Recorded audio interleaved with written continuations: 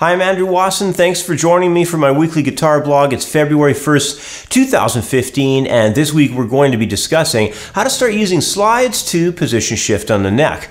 Now, this week's question was sent in from Erik. He's out in Finland, and he wrote in with this email. I'd like to learn more about the sliding technique. I hear it used in different ways. Sliding across several scales and sliding quickly around notes are both of interest to me. Also, sliding small chords is something I would like to know more about too. Examples of slides like these would be of great help to me for connecting scales and licks and for rhythm guitar. Thank you, from Erik in Åland, Finland. Well, hey, thanks for writing in, Erik. It kind of goes without saying that slide technique is one of the most important tools for any guitar player. It ranks right up there with things like bending and hammer-ons and pull-offs and all that stuff. So, the only thing is slides are, one of those techniques that normally don't really get applied much past the simple idea of just slipping one note from one position over to another. And, for that reason,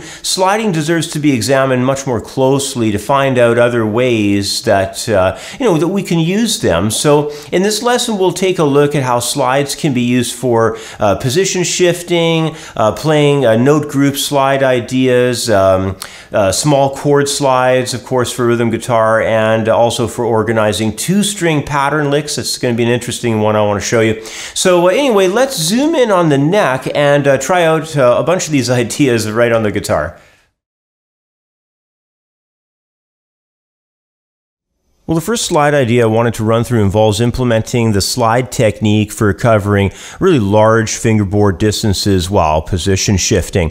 Now, in the example I'm going to start with, we're going to cover second position all the way up to 12th, with our last note being at the 14th fret. So it's going to be a pretty huge range, pretty much the entire guitar fingerboard, from down here all the way to up there. Now, the idea with studying something like this for the first time is mainly centered around planning your slide ideas. Making sure that they really flow well, especially sitting well underneath your fretboard hand fingerings. And, you want to be able to execute every shift and every fingering so that it feels really smooth. So with that in mind, just here's how the riff sounds. Just going to play it really slow at the beginning here.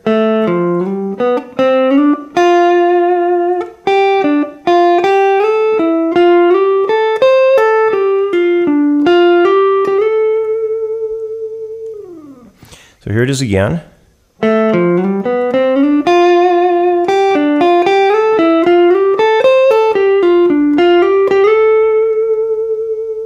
you can hear there's some pull-offs and some hammer-on stuff in there, but the way we're doing those position shifts is they're done by way of slide ideas. You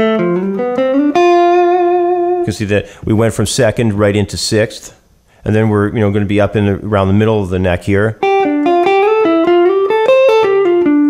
So we're kind of going from 6th around to 10th. And then there's just that last shot at the end where we're doing the fast slide from the 12th fret to the 14th fret there. There's a grace note slide at the end there. So that's a good example of how you can plan out position shifts and you can really cover a lot of ground. That happens to be a D minor sounding idea, kind of more like a Dorian mode concept.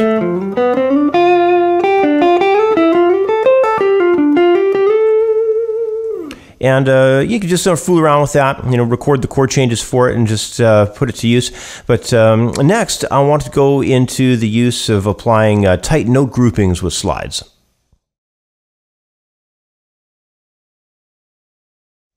All right, next let's work on another interesting application of the use of slides here.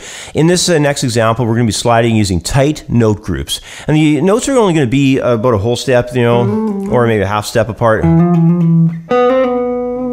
And the approach is going to just be of using a quick ascending, descending slide concept with the note movements involved. It's a fairly easy idea to do on the guitar, and one you're going to probably hear quite commonly in all kinds of styles. You hear it in jazz, you'll hear it in rock stuff, you'll hear it in country, blues ideas, southern rock. Guys like bands like, I should say, Allman Brothers, Leonard Skinner. You're going to hear it quite a bit in that style. But anyway, here's how the lick I've composed for this example sounds. First, I'm going to play it a little slower.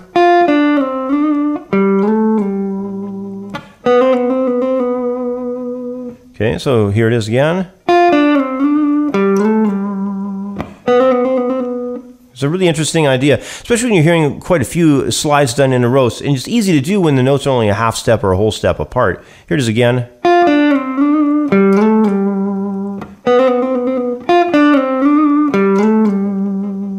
So you can tell it's a really interesting idea. Just be careful when you're working on those slides that are, repeating quite a lot.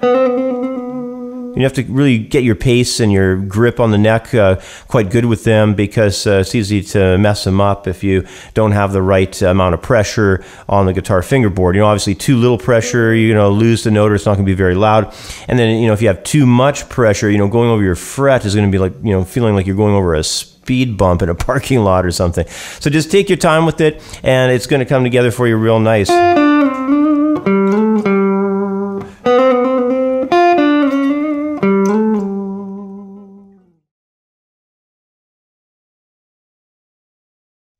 Well, in the next example, I'll be working on one of my favorite rhythm guitar slide concepts, and that's the use of small two-note chord slides. Now, these slides can happen in a few different ways. One way is the really basic slide concept of just, traveling from one chord over to another.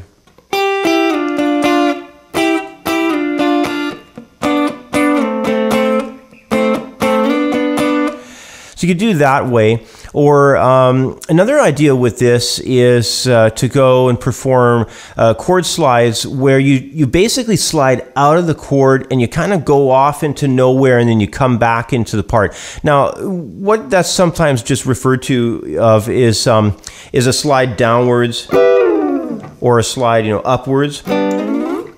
So you're really kind of sliding nowhere in particular, you're just generating it for the sound effect, basically.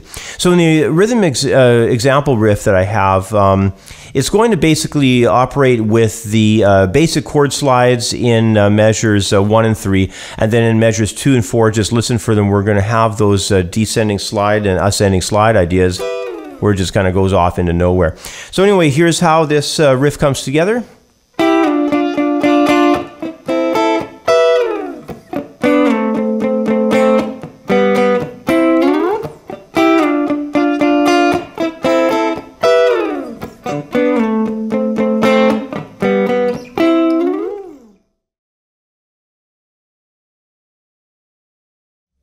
Well, for my final example, I'm going to be introducing an idea that I'll usually call two-string patterns.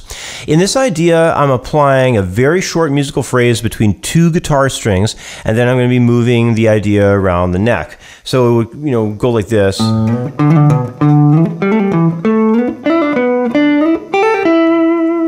Just move along the guitar fingerboard. Most of the time, I'll apply the concept of these two-string patterns using the major and minor pentatonic scales. I really like pentatonic for this because, it allows for a really nice group of fairly uniform shapes across the fingerboard. You know how boxy the pentatonic scale can be. And, that way the shapes will be allowed to really carry across the neck faster. You can do them at faster tempos. And it's going to be a little bit easier, too, on your fingerings. That's not to say that you can't do these with all kinds of other scale patterns and that, but what I'm trying to point out here is it's very easy to do them with the pentatonics. So here, once again, I had just played it, but here it is again. This is a two-string pattern. Remember, what's happening here is we have two guitar strings we're executing the pattern with. So there's the one shot with it. So that was between 6th and 5th, and then between 5th and 4th, and then it just carries on. So I'm going to do a little bit slower here.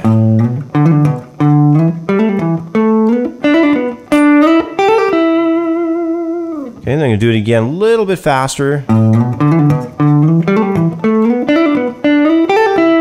It's a really interesting sounding lick too. Here it is again.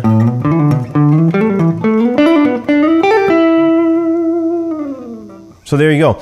It's a really fun thing to do. You can probably figure out quite a few of these ideas in a lot of different scales and keys, but I'd highly recommend messing around with this approach because it really does give you a really interesting sort of flashy attention-getting sound.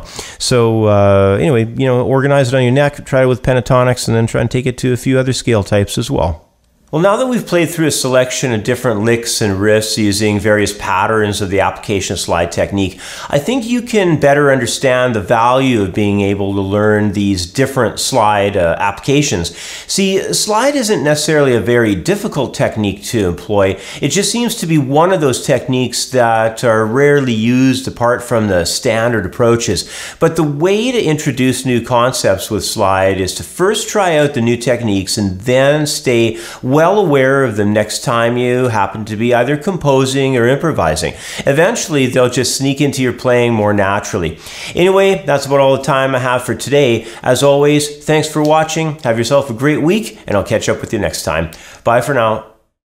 If you're interested in learning faster, making better use of your time, and practicing longer, the Accelerating Your Learning Curve ebook is for you.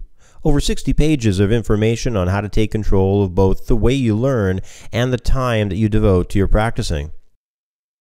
Accelerating Your Learning Curve is available for instant download in the View Our Products area at creativeguitarstudio.com.